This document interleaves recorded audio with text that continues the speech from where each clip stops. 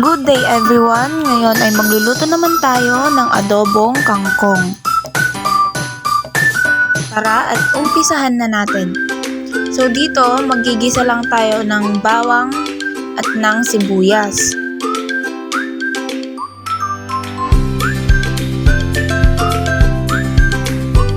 So pag nagisa na natin yan, pwede na natin ilagay yung dahon ng kangkong.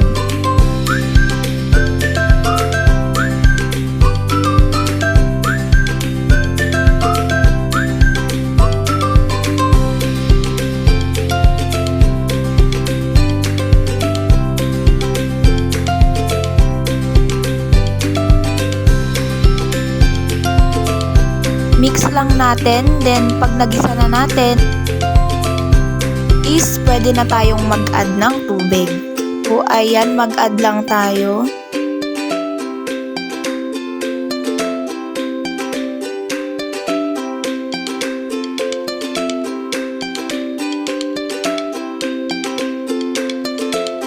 Ilagay na rin natin yung soy sauce.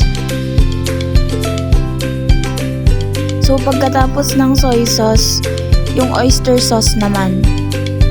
Yung oyster sauce na ayaw lumabas. Ayan.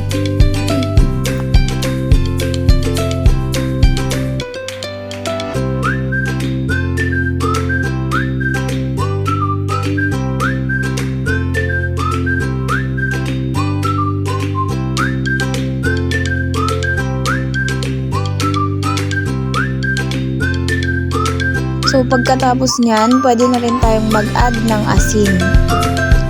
Konting asin lang kasi nag-add na tayo ng toyo. Ayan, i-mix lang natin para matunaw yung mga ingredients na nilagay natin.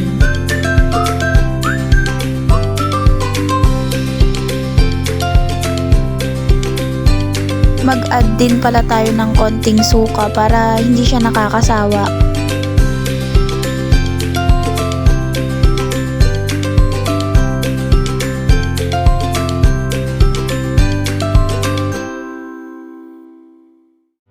Then, pakuluin lang natin siya saglit. Ayan, pag kumulo na siya ng ganyan, pwede na natin siyang hanguin para hindi siya malusak.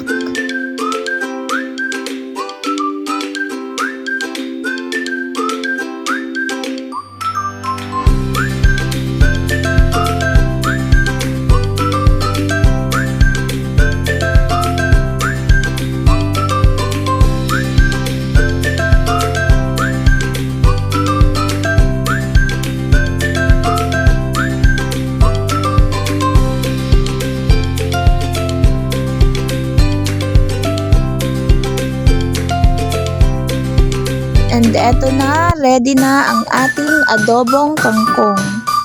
Ayan, thank you for watching. Bye!